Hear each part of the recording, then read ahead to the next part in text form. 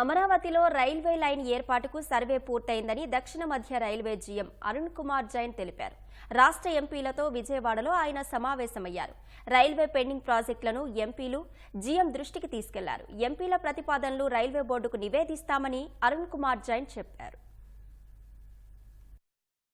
రాజధాని అమరావతి కోసం Errupalem Amaravati Namburu line survey పూర్తయిందన్నారు దక్షిణ మధ్య railway GM Arun Kumar Jain. Railway board ఆమోదం, నిధులు రాగానే కొత్త రైల్వే లైన్ పనులు ప్రారంభిస్తామని వెల్లడించారు. రాష్ట్రంలో 73 రైల్వే స్టేషన్లను అభివృద్ధి చేస్తున్నట్లు చెప్పారు. దక్షిణ మధ్య రైల్వే పరిధిలో 21,000 కోట్ల రూపాయల విలువైన రైల్వే లైన్ల ప్రాజెక్టులు ప్రగతిలో ఉన్నాయన్నారు. రైళ్లు ఢీకొట్టకుండా కవచ్ను రాష్ట్రంలో నిర్ణీత కిలోమీటర్లలో అమలు చేస్తున్నట్టు చెప్పారు. రాష్ట్ర ఎంపీలు ఇచ్చిన ప్రతిపాదనలను రైల్వే బోర్డుకు పంపుతామన్నారు. విజయవాడలో డ్రైనేజీ నీరు వెళ్లేందుకు తీసుకోవాల్సిన చర్యలపై అధికారులతో కమిటీ నియమించినట్లు జీఎం చెప్పారు. మచిలీపట్నం, బాపట్ల, రేపల్లె రైల్వే లైన్ కోసం ఎంపీలు ప్రతిపాదనలు ఇచ్చారన్నారు. విజయవాడ ప్రధాన స్టేషన్ కు అనుబంధంగా గుణదల, రాయనపాడు స్టేషన్లను శాటిలైట్ స్టేషన్లుగా అభివృద్ధి చేస్తామన్నారు.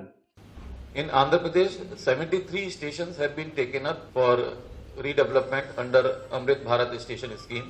These stations are called Amrit stations. Out of those 73 stations, 56 stations are in the jurisdiction of South Central Railway, and we'll be spending 2,593 crores for redevelopment of these stations. The major redevelopment at Tirupati and Nellore, you must have seen also, it is in quite advanced stage. More than 50% of the work has been done. These two stations are being developed at a cost of 311 crores. Tirupati at 311 crores and Nellore at 103 crores. Apart from this, Vijayawada is being taken up under PPP scheme and has been entrusted to RLDA, Railway Land Development Authority.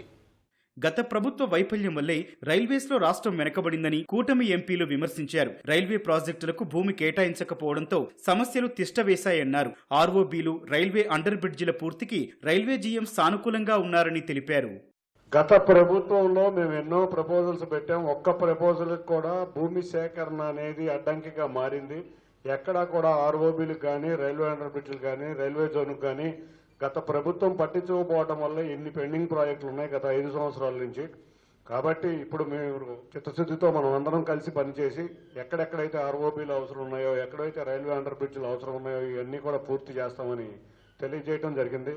అంతేకాకుండా రాష్ట్రానికి రావాల్సిన కొత్త ట్రైన్లు, వందే భారత్ ఎక్స్ప్రెస్లు ఇవాళ మన గౌరవ ప్రధాని నరేంద్ర మోడీ గారి నాయకత్వంలో ఇండియన్ రైల్వేస్ ఇవాళ దూసుకుపోతున్నాయి. దాంట్లో ముఖ్యంగా ఆంధ్రప్రదేశ్కి మనకి కావాల్సిన ట్రైన్లు అన్నీ కూడా కోరటం జరిగింది.